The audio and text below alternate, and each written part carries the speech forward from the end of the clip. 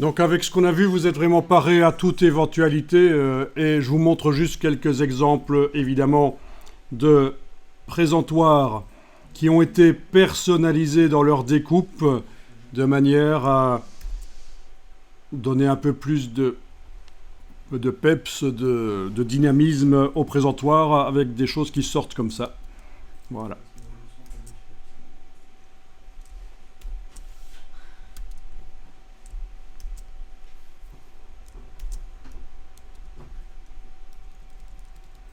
Voilà.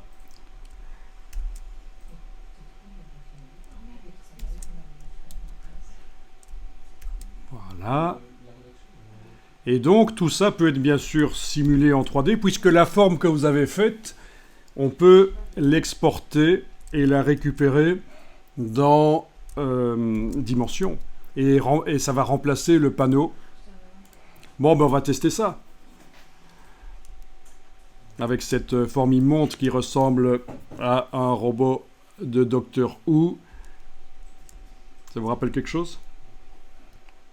Voilà, encore quelque chose qui fait partie de la culture populaire et c'est très extrêmement connu en Angleterre, ces choses-là. Ça vous dit quelque chose, vous avez déjà vu ? Ouais, mais ça c'est plus ancien que Star Wars en fait. C'est Doctor Who, c'est une série anglaise et ça a eu un succès immense, mais c'est humoristique en fait. Hein.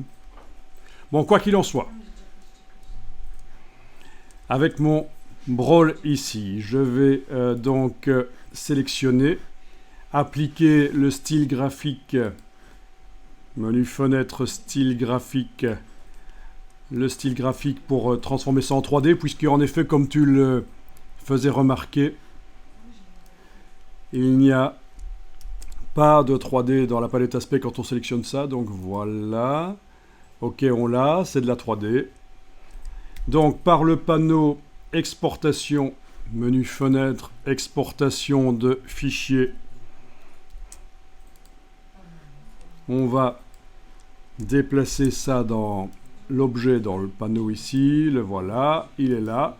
L'exporter au format, dans ce cas-ci, on avait fait du USDA, du GLTF pourrait marcher aussi, mais bon, je vais prendre le GLTF, voilà. Exporter, là, exporter, voilà, je vais dans Dimension, l'objet ici, je vais le dégrouper puisque c'est un groupe, objet dissocié, donc toujours le raccourci Shift, Command G. Voilà, il n'y a plus de groupe, ce sont des objets au premier niveau là. Donc ceci, je vais le mettre de côté, voilà, et je vais aller importer un modèle 3D. Le voilà, non, le voilà, où est-ce qu'il est ? Il est là-dedans. Là, dans le dossier GLTF. Le voilà. Ok, touche F. Ah, il est arrivé là. Voilà, je le remonte. Bien. Alors.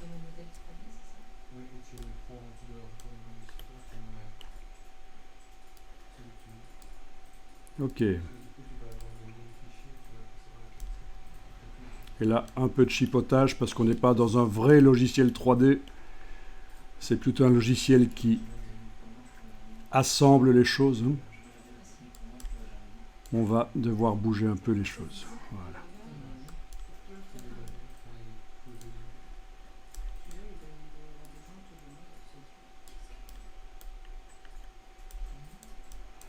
Ok. Alors, il est un peu trop grand. Pourquoi ? Oui, il est un peu trop grand. Je vais juste par l'échelle ici, en ayant la chaîne cassée, aller modifier un des axes. Oui, c'est bien le X dans ce cas-ci. Pour juste redimensionner un peu. On n'est pas à 1 mm près, ce n'est que un mock-up pour visualiser ce que ça va donner. On n'est pas dans le fichier qui va servir à créer de manière industrielle le packaging. Donc, on se calme sur le perfectionnisme.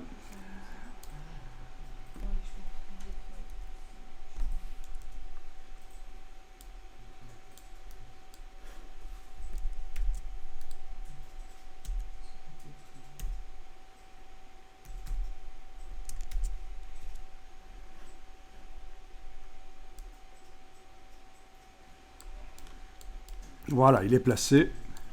Et vous avez votre présentoir avec donc la possibilité maintenant de mettre une texture dessus qui correspond parfaitement à... et qui peut avoir été faite dans Photoshop, bien sûr.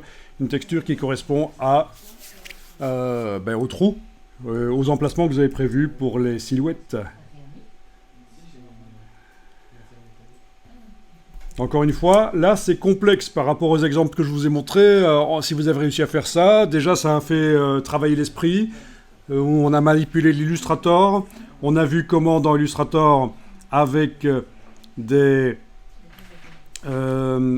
seule couleur, mais dans ce cas-ci, voilà, un panneau. Comment arriver à faire ressortir des formes, malgré qu'on n'a qu'une seule couleur. Donc on est un peu dans le système de forme contre forme. Et voilà.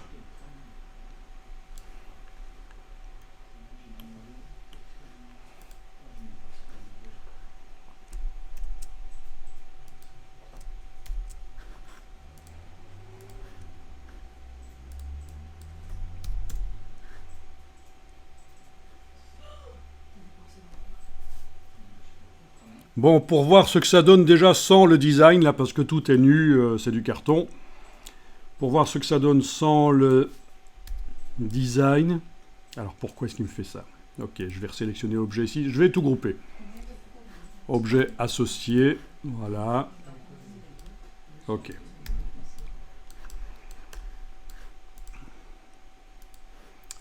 On va faire une exportation.